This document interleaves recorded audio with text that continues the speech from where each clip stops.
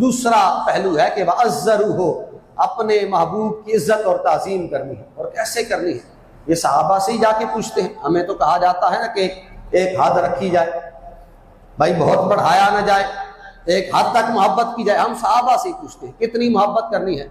हजरत सिद्दीक अकबर जैसा नरम खो दिल, नरम दिल रखने वाला, आप सारे आप जानते हैं कि हजरत सिद्दीक अकबर नरम दिल वाले थे, सख्त दिल वाले नहीं थे। लेकिन एक दिन बाप से गुफ्तगू हो रही है, हजरत सिद्दीक अकबर के बाप ने कहा, बार बार चला जाता है उस यार के पास और उसी का तज़किरा करता रहता है। हजरत सिद्दीक को बुरा भला कहने के साथ साथ हुजूर अलैहिस्सलातु वस्सलाम को बुरा भला कहा।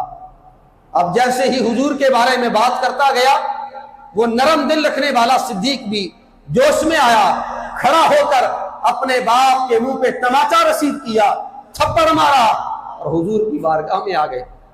और परेशान नहीं है, शर्मिंदा नहीं है कि मैंने काम गलत किया है। हुजूर की बारगाह में आके अर्ज की, कहा हुजूर मेरे बाप ने आज आपकी गुस्ताखी की है और सिद्दीक उसे छोड़ के नहीं आया है। आज सिद्दीक ने उसे थप्पड़ रसीद किया है और जुबाने हाल से कहने लगे हुजूर आज अगर सिद्दीक के हाथ में तलवार होती ना, उसने जैसे ही आपकी गुस्ताखी की थी, सिद्दीक अपने बाप का सर तन से जुदा कर दो। तो ये क्या था, क्या हद थी? कोई हद नहीं है मोहब्बत रसूल की, इज्जत रसूल और हुर्मत रसूल की कोई हद नहीं है। एक सहाबी जिनका नाम हजरत अब्दुल्ला है, बाहर गली में खड़े हैं, तलवार ने आम से निकाली है, सुर्ख लाल हो रहे हैं। किसी ने पूछा अब्दुल्ला क्या हुआ है? कहा आज मेरे बाप ने गुस्ताखी की है, अंसार को और हुजूर अलैहिस्सलातु वस्सलाम को नाउजुबिल्लाह जलील कहा है। उसने कहा क्या करने वाला है? हजरत अब्दुल्ला ने कहा तलवार ने आम से निकाली है, मेरा बाप आएगा, तलवार उसकी गर्दन पे रखूंगा और उसे कहूंगा कि तू कह कि मुसलमान करीम है, मुसलमानों के नबी भी करीम हैं, वो इज्जत करने वाले हैं, करम फरमाने वाले हैं, और कह कि मैं अब्दुल्ला का बाप जलील हूं, तब उसे छोड़ूंगा। अगर उसने न कहा तो अब्दुल्ला ने कहा उसने मेरे नबी को जलील कहा है, नाउजुबिल्लाह। अब्दुल्ला ने कहा मेरी मोहब्बत गवारा ही नहीं करती है कि मैं अपने नबी से ज्यादा बाप से मोहब्बत करूं, मैं अपने बाप का सर तन से जुदा कर दूंगा। गोया क्या कहा कि मोहम्मद है मताए आलम ईजाद से प्यारे, मोहम्मद है मताए आलम ईजाद से प्यारे, पेदर मादर जान माल और औलाद से प्यारे। और ये कोई सिर्फ सहाबा की बात न थी, हुजूर का वाज़े हदीस मुबारका, इरशाद सरकार का फरमाया ला युमिनु अहदुकुम हत्ता अकूना अहब्बा इलैहि मिन वालिदिही व वलदिही वन नास अजमईन। फरमाया ऐ लोगों, तुम में से कोई बंदा उस वक्त तक कामिल मोमिन ही नहीं हो सकता है जब तक वह अपने वालिदैन, अपनी औलाद, हत्ता के सारी कायनात से बढ़कर अगर अल्लाह के नबी से मोहब्बत न करे तो सरकार ने फरमाया तुम्हारा ईमान कभी मुकम्मल ही नहीं हो सकता है। अगर मैं थोड़ी वजाहत करता जाऊं, लंबी वजाहत नहीं, थोड़ी वजाहत, बंदा 5 वक्त का नमाजी है, बंदा रोजे रखता है, रोज रखता है, शब जिंदादार है, तहज्जुद पढ़ता है, ज़कात देता रहा है, अरकान इस्लाम सारे पूरे कर रहा है, हकूकुल्लाह सारे पूरे कर रहा है, हकूकुल इबाद सारे पूरे कर रहा है, लेकिन सारी कायनात से बढ़कर सिर्फ हुजूर से मोहब्बत नहीं करता है, ये कमी उसके अंदर है। सारी इबादतें अपनी जगह हैं, सारी रियासतें अपनी जगह हैं, सारा कमाल अपनी जगह है, हकूकुल्लाह हकूकुल इबाद अपनी जगह है, लेकिन सरकार के फरमान के मुताबिक जो हर चीज से बढ़कर, ये नहीं कि वो मोहब्बत नहीं करता है, मोहब्बत करता है, लेकिन हर चीज से बढ़कर नहीं करता है, तो हुजूर के फरमान के मुताबिक सारी इबादतें अपनी जगह हैं, लेकिन वो बंदा तब तक मुकम्मल मोमिन नहीं हो सकता है जब तक हर चीज से बढ़कर हुजूर अलैहिस्सलातु वस्सलाम से मोहब्बत नहीं करेगा। मोहब्बत रसूल ही गोया ईमान का असल जुज़ है। और इज्जत कैसे करनी है हुजूर की, हम सहाबा से लोग पूछ रहे थे, ये आयत नाजिल हुई ना हुजूर अलैहिस्सलातु वस्सलाम की इज्जत के बारे में, या अय्युहल्लज़ीना आमनू ला तरफ़अू अस्वातकुम फ़ौक़ सौतिन नबी। जरा सोचें कैसा अल्लाह करीम का प्यार था अपने महबूब से, वो मोहब्बत भरे अल्फाज। मालिक ने अपने महबूब की बारगाह में बैठने वाले सहाबा जो थे ना, किसी बात में इख्तलाफ हो गया, हुजूर भी दरमियान में बैठे हैं, सहाबा में इख्तलाफ हो गया। अब बहस छिड़ी ना तो थोड़ी आवाज ऊंची हो गई। बज़ाहिर हुजूर के बारे में कोई बात नहीं हुई, सरकार को कुछ नहीं कहा किसी ने, आपस में बैठे हैं, हुजूर के गुलाम हैं, किसी बात में बहस मुबासा हुआ, जुबानें ऊंची हो गई, आवाज बुलंद हो गई, रब ने कुरान नाज़िल फरमा दिया, फरमा या अय्युहल्लज़ीना आमनू, ऐ मेरे महबूब की बारगाह में बैठने वालों, चाहे तुम कामिल ईमान वाले हो, लेकिन ये याद रखो कि ला तरफाऊ अस्वातकुम फौका सौतिन नबी, ऐ महबूब की बारगाह में बैठने वालों, अपनी आवाजें मेरे महबूब की बारगाह में बुलंद न किया करो। वला तजहरू बिलहू बिलकौले कजहरे बादिकुम लिबादिन अन तहबता आमालुकुम, और जैसे एक दूसरे को बुलाते हो ना, वैसे मेरे महबूब को मुखातिब न किया करो। मालिक क्या होगा अगर ऐसा कर लिया?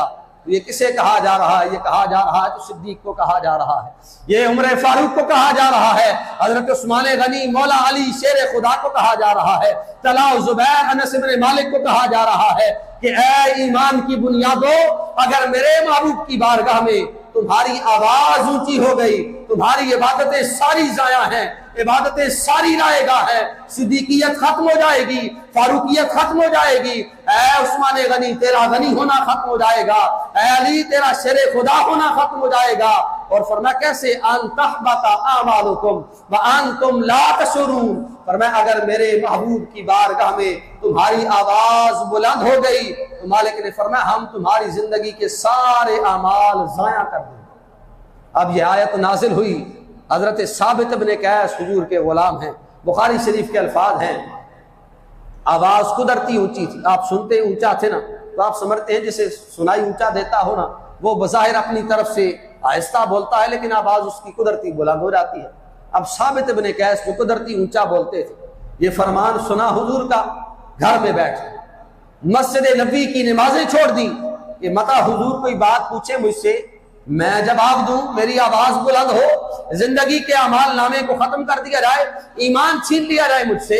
जमात छोड़ी मस्जिद नबी की और 3 दिन की नमाज छोड़ी, और आपके और मेरे पीछे तो पढ़ने वाले नहीं थे, सरकार के पीछे फर्ज नमाज छोड़ दी 3 दिन की। होता ना कोई अमाल का हिसाब लगाने वाला तो कहता भाई साबित को कहा जाए कि उसने 3 दिन की फर्ज नमाज छोड़ी है, वो तो गुनहगार हो गया है। भाई कहा जाए कि उसने जमात छोड़ी है, वो गुनहगार हो गया है।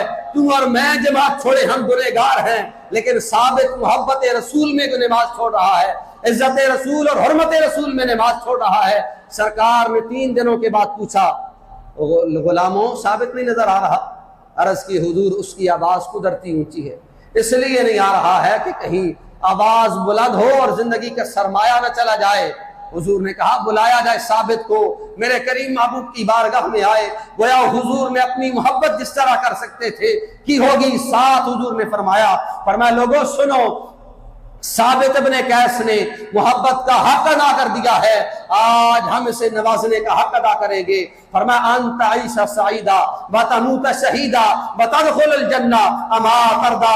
फरमाया साबित क्या तू इस बात पे राजी नहीं है? बज़ाहिर 3 दिन की नमाजों का तारीख है, बज़ाहिर मस्जिद नबी की जमात का तारीख है, लेकिन हुजूर की इज्जत के लिए है। मेरे करीम महबूब ने फरमाया साबित तूने मोहब्बत करके हक अदा कर दिया है, हम तुझे सिर्फ इस मोहब्बत के बदले में एजाज और करम फरमाते हुए ये खुशखबरी देते हैं कि तू जब तक जिंदा रहेगा अल्लाह करीम तुझे शहादतों और खुशियों वाली जिंदगी अता फरमाएगा।